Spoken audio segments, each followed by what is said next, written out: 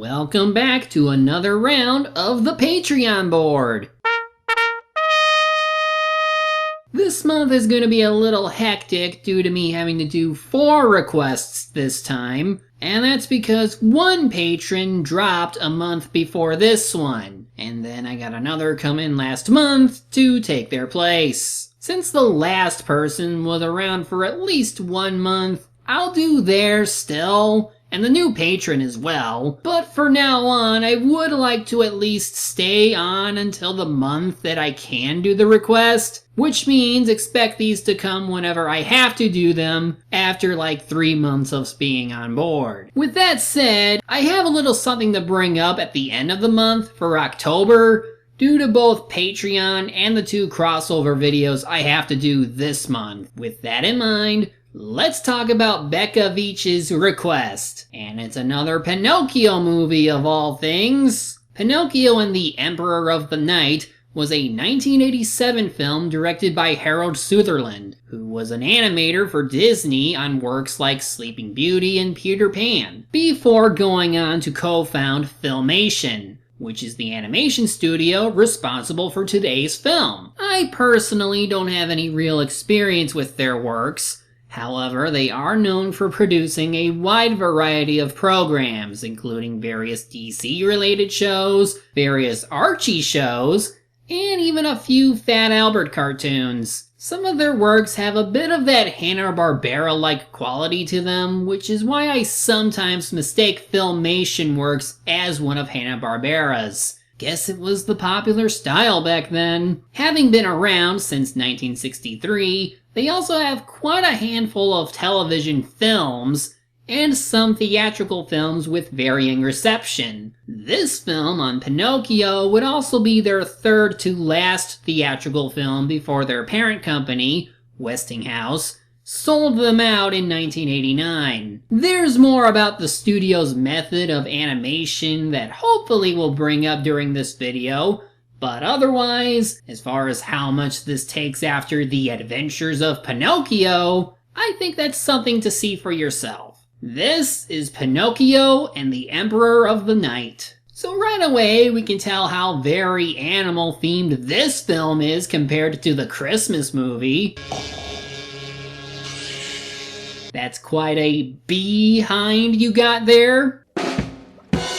Also, he totally wasn't in frame during that far shot, even though the angle should still let us see him. So, Jonathan Harris is playing a humanoid bee named Lieutenant Grumblebee. Anyway, a strange ship rolls in and drops off the world's longest bagged worm and several repeated wagon shots. And just to set up what I'm guessing is a carnival. But watch as this strange carnival is set up.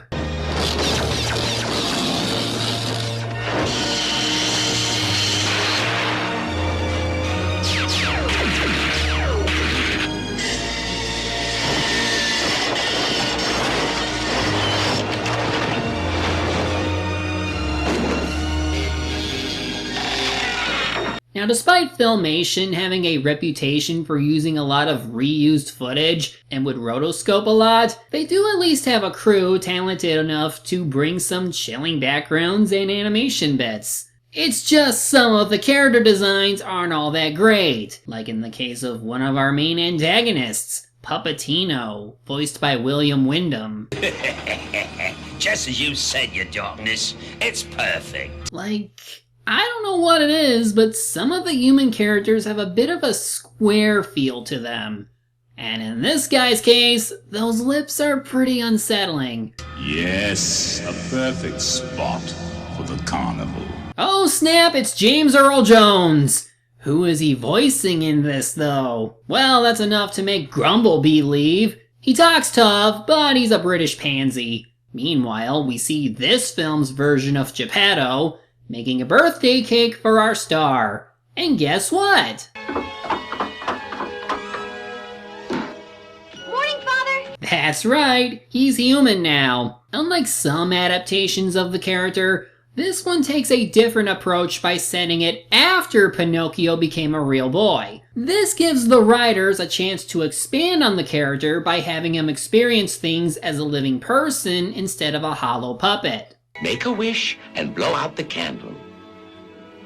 I wish my fairy godmother was here, so I could say thank you. If it weren't for her, I'd still be a puppet. Seems innocent enough.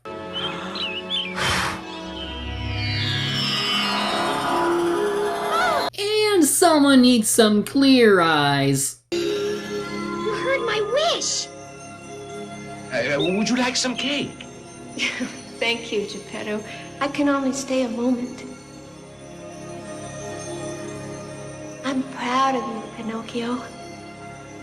Happy birthday. Though, of course, even when setting this after the events of the book or whatever, it leaves you wondering how much they leave out, if only because of what she's about to do. See, apparently in the time that Pinocchio has lived as a boy, he learned to sculpt his own wooden glowworm. Is this a reference to the glowworm he met in the book? Or is this the movie's way of having their own Jiminy Cricket despite him killing a cricket in the original book? Either way, the Blue Fairy, often referred to as the fairy godmother, though I'm sticking with the Blue Fairy, is about to bring it to life. When you became a real boy, Pinocchio, you were given a special gift. Freedom.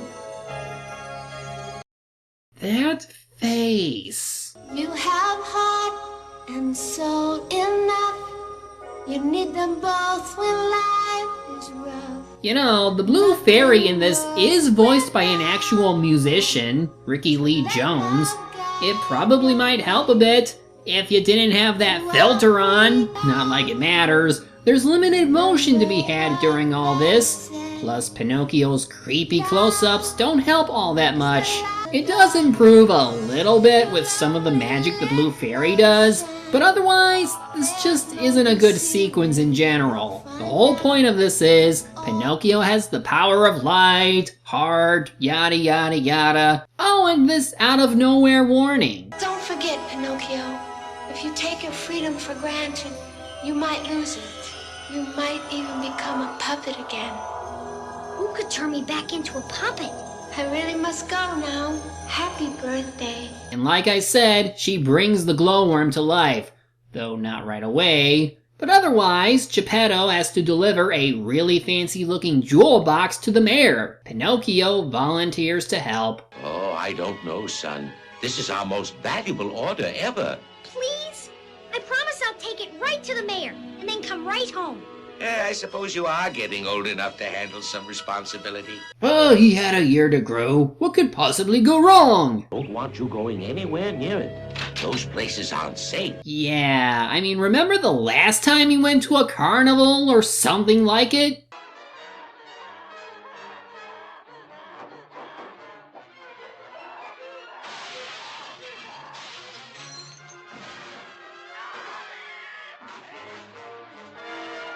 Well, it's not too long before he has to decide on going to the carnival or head to Medieval Town. So it's time for his glowworm to come to life at last. And just where do you think you're going? Going? I wasn't really going. I was just... Wait a minute. Who said that? Me, down here. You're alive? That's right. Well, it kinda sounds close to Jiminy anyway. Though being voiced by Don Knotts helps it a bit. And yeah, he'll be acting as Pinocchio's conscience. Just as the former before, and they get going toward the mayor's place. Nah, he wants to peek at the carnival at least. So instead of having the fox and the cat, this time we have a raccoon named Scalawag and a monkey named Igor. They're voiced by Ed Asner and Frank Welker respectively. Kind of funny seeing a mystery sleuth turned criminal monkey and a cop turned sleazy raccoon. Couldn't agree bigger. I believe that fine gentleman over there would like to place a wager. Oh, why not? What about the rest of you? Anyone else care to place a bet? And he's so subtle about scheming people out of money that he doesn't even have to make them all play at once. They could just let this guy play and they offer him money. Yeah. The middle one.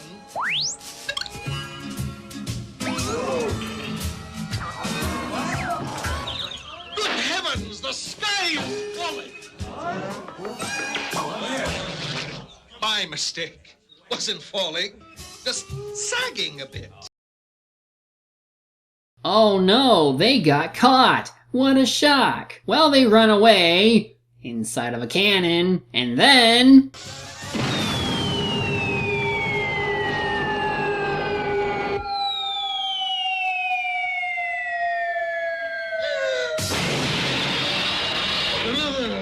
Perfect landing. So, did he ever take a look at the carnival or not? Naturally, the two scam their way into getting Pinocchio to sell them the jewel box by offering the Pharaoh's ruby, which is clearly going to be— Ah! It's a deal! I swear, some of these shots don't feel like they work with the heavy inked characters. Just seems off-putting, especially when a character talks and their mouth doesn't move. Time for Geppetto's reaction. You did what? I still can't believe it was a fake ruby. That's it. Just a quick yell and we're already past it? I'm not very good at being a real boy. Sometimes I think it was easier being a puppet. Now, let's not get carried away. I've caused Father enough trouble. I'm never gonna hurt him again. I'm leaving. You're gonna do what? Kinda jumping the gun there. I mean, it's only been a year. We haven't seen you do anything prior to this, and it's now you think you're better off running away to the carnival? So yeah, downside to setting this after the book or whatever, newcomers will be confused on what this kid's life was and why he's acting like this now, while old-time fans will be baffled by him forgetting what he learned prior to changing form. Much like in the Christmas film, this one also has a subplot involving a girl puppet that Pinocchio takes a liking to. This one named Twinkle. The lovely Twinkle. And I am Puppet Tino, world's greatest puppet master. Fire Eater begs to differ. Let them laugh till they laugh themselves to bed. Now here's another instance of weird compromises. While they never say where Puppetino saw Pinocchio as a puppet, he seems to be aware that he was in fact one at some point and wants to take him in as one of his own. So he uses Twinkle to trick him into taking the carnival job that he for some reason had second thoughts on a moment ago, and then uses some kind of magic to turn him into a puppet.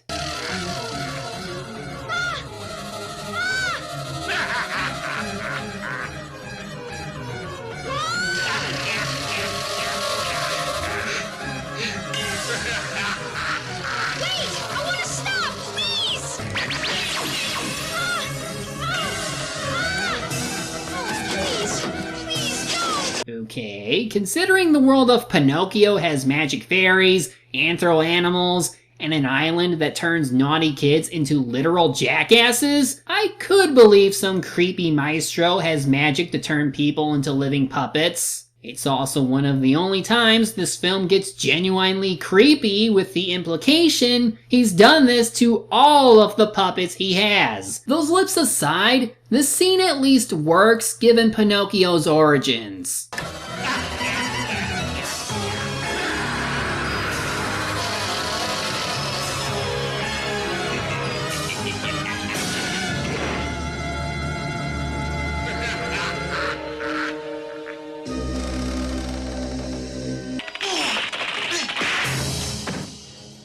I guess I showed that basket who's boss.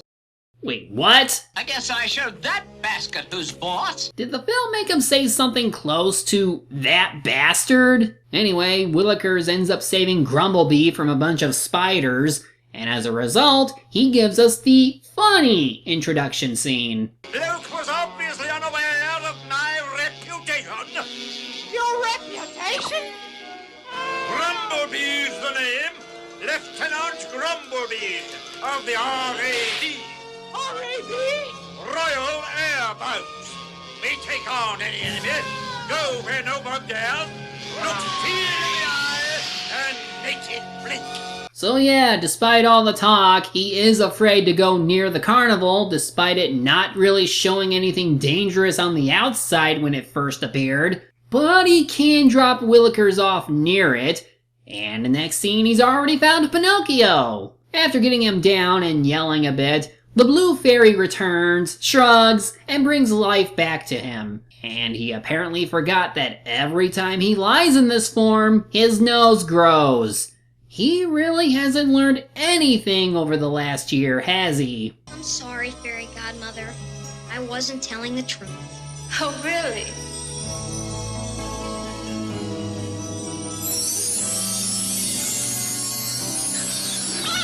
There's no telling how long you might have been Papatino's slave. Papatino's master will be very angry he lost you. His master? Who? I hope you never have to find out. So I guess that's enough to give him back his human form. Pinocchio decides instead of heading home right away that he'll get the jewel box back first, sending Willikers home to try and tell Geppetto about what happened, even though he never finds his way there. Now, Pinocchio, let's forget about the box. Today is a new day and... Pinocchio? He's gone. Oh, it's all my fault. I was too hard on him last night. We only heard you yell once. It's hard to imagine what you were doing off screen that was so hard on him. So yeah, he feels bad and decides to go look for him for the second time in his life. Presumably, we don't see him for a long time after this. Meanwhile, Scalawag and Igor find Pinocchio, and apparently Papatino put a bounty on him between scenes, since they know about it and plan to turn him in. Ah, Mr. Pinocchio. Charming girl, Miss Twinkle. Where's my jewel box? What can the matter be? You can't fool me. That was a fake ruby. They trick him again, this time saying Papatino has the jewel box, which he does actually, and offer to help him get it back together. Meanwhile, Willikers finds Grumblebee trapped in a flower.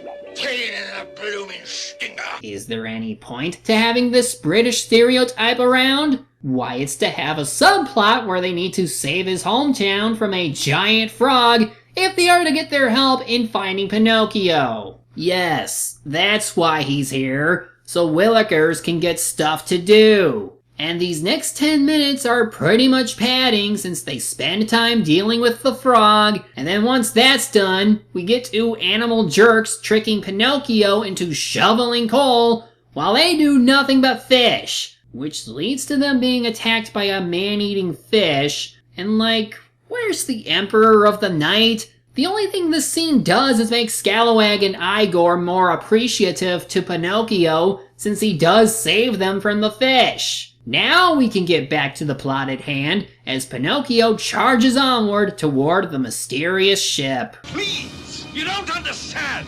Let go!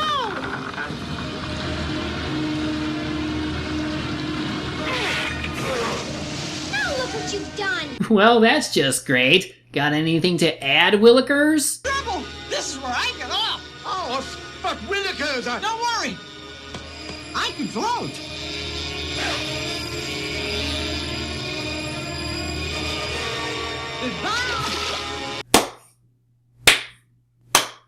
So they all get caught inside of the ship, whose front can open up like a whale. Also, that's twice now that boat sank into the water before resurfacing. Now they're in a cave. Did Papatino move their boat there without taking the bodies? Where are we?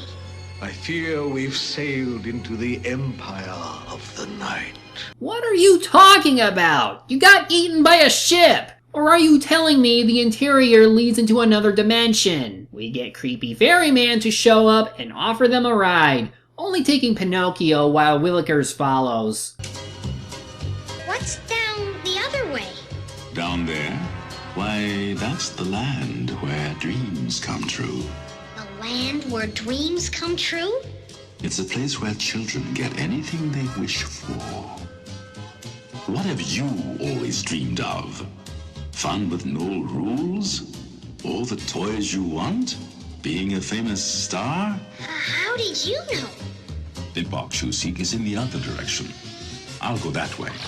Unless, of course, you'd rather go to the land where dreams come true. Isn't that what Pleasure Island was? Oh wait, that was just to be jackasses. This is obviously to lure children into a false sense of security by offering them drinks and toys. Well, he decides to take a peek at the casino night zone, and apparently every staffer here does the quick eye glow thing, like they're trying to hypnotize him into doing what they say, even though he's willingly doing this because he's a dumb kid. This includes a future contract signing.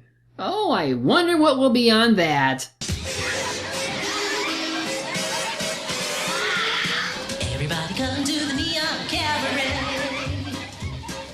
These kind of stops you don't even have to pay. Cabaret.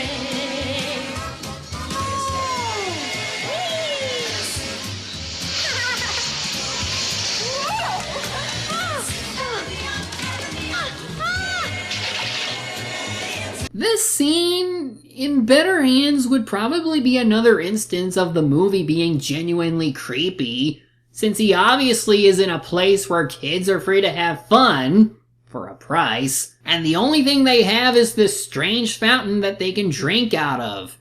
And again, this is pretty much what Pleasure Island did to children, get them caught up in its allure, just to take them captive for their own use. It wouldn't be too out of the ordinary to suggest this movie wasn't so much being a sequel to any Pinocchio property, but was trying to remake it by rehashing some elements.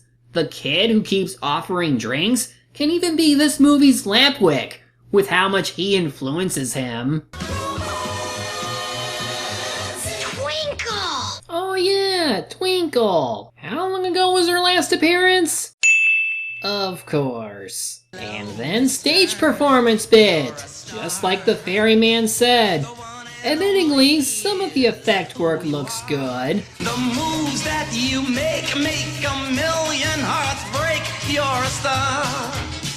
Yes, you are. Singing, dancing, such romancing.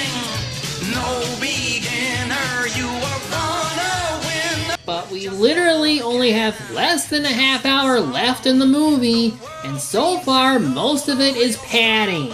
When are we gonna get to see this Emperor of the Night we heard about? And where's James Earl Jones?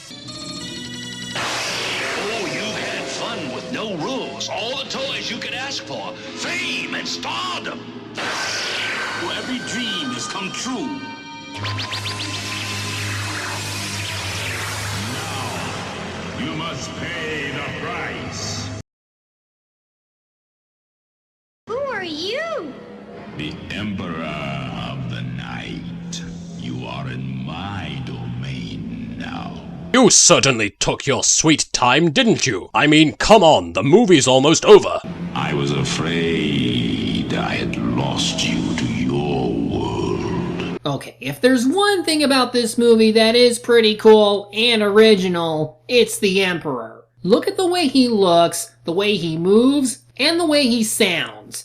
He has the makings of a good villain for a children's film. He's essentially the devil, offering to give you whatever you want in exchange for control over their very world. Their freedom, if you will. Honest to God, if the writing had taken a different approach, like better elaborate on what it means to take freedom for granted and what it means for those who were once puppets, this entire sequence would be elevated immensely, and it might even make this movie more of an underrated classic. Because if nothing else, they do have some good concepts going for them. It's just not very well executed half the time, or otherwise wasted in this movie. The Emperor of the Night is at least a good idea, but is only around during the last 20 minutes of the movie, meaning we aren't going to get much out of him since we need to have our climax soon. So since Pinocchio won't sign the contract, they dump him in a cage, and then they catch Willikers and send him off the ship. So this really is a ship with a different dimension inside. Scalawag reveals more about the Emperor and how apparently he gets his power from every person who signs away their freedom to him, which makes the Blue Fairy weaker. Again, this could have been part of a better story if they weren't rehashing half of the original book. They might have expanded on the existence of magical beings like the Blue Fairy or the Emperor, and what it means to this strange world. Grumblebee finds and saves Willikers and is convinced to sail him back over to the ship. Weren't you going to have an entire town of insects help you out? Or were those 2 water bugs the only help we were getting back then? In the meantime, the Emperor tries to coerce Pinocchio into signing the contract. First, he says he can have the jewel box back without signing the contract, and he even gets to keep Twinkle. But surely there has to be a catch. There is something in the box for you. It came our way just before you did.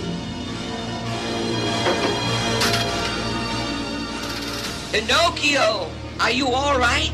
Father! Of course. Also, how did he get caught? Pinocchio offers to sign the contract in exchange for letting everyone go free. And this time, not even the good fairy will be able to save you. In a few moments, the transformation will be complete.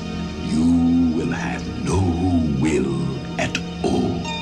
Take them all to the dungeon. No! You promised! This isn't fair! If this wasn't leading into the climax, I could have maybe seen this having another 10 minutes of Pinocchio and friends reconciling for the mistakes he's made, and then come up with a plan to retake their freedom. But we're doing this now, so it's time for Pinocchio's "We choose to do things" speech. They all do, won't you, my insolent little puppet? If you're so strong and powerful, why did I have to sign? Why didn't you just make me into a puppet anyway? Only you can choose your fate. That's right. And I choose never to see you again. Pinocchio. I'm not afraid. I choose it. We'll choose what happens to us. How dare you defy me? You have no power over us anymore. I'll give you one last chance. Always remember, freedom of choice. It's your greatest power. We're gonna leave this terrible place and go home where we belong. No! Keep the blue light away! Stop him! The only good thing about the movie, and he's easily defeated by the power of words. Oh, and Puppetino gets turned into a puppet out of spite. Whatever, we're almost done. To get the door open, as it's too tall to reach, Pinocchio actually uses his power of lying to make his nose grow. That's at least another original thing I can say works, because it's lying used right. Haven't seen that happen since... I'm wearing ladies' underwear. Are you? I most certainly am not. And yes, this whole climax is just them trying to escape the ship as it slowly falls apart. Thanks to Willikers and Grumblebee, they escape through the door after telling the truth, as a means that he won't be tempted, at least the best he can anyway, for the rest of his life. Then as they jump ship, we have one last Emperor moment. Your father will pay for what you've done. No, put me down. Please, don't hurt him. It's me that you want.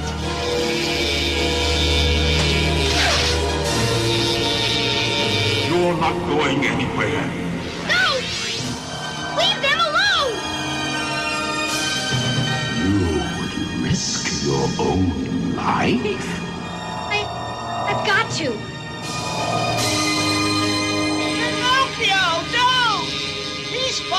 fire! You're one! Is he made of fire? I can't tell. I thought he'd be gravity and darkness. Whatever, Pinocchio sacrifices himself by turning into blue light and running into the Emperor, destroying him once and for all. We get that somber moment of Pinocchio possibly gone until they find his body, back to normal and alive again. Apparently the Blue Fairy turned him back for his heroics, and she even brought Twinkle to human form as well. Oh, and they get the jewel box back. Farewell, Pinocchio. I don't think you'll be needing me anymore.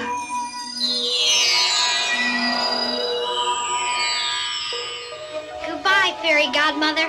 I'll never forget you. Well, Willikers, looks like you won't be needing the royal air bugs any longer. You were the only bug who did anything! And then they all dance walk their way home. The end. So, I didn't quite like this one at all.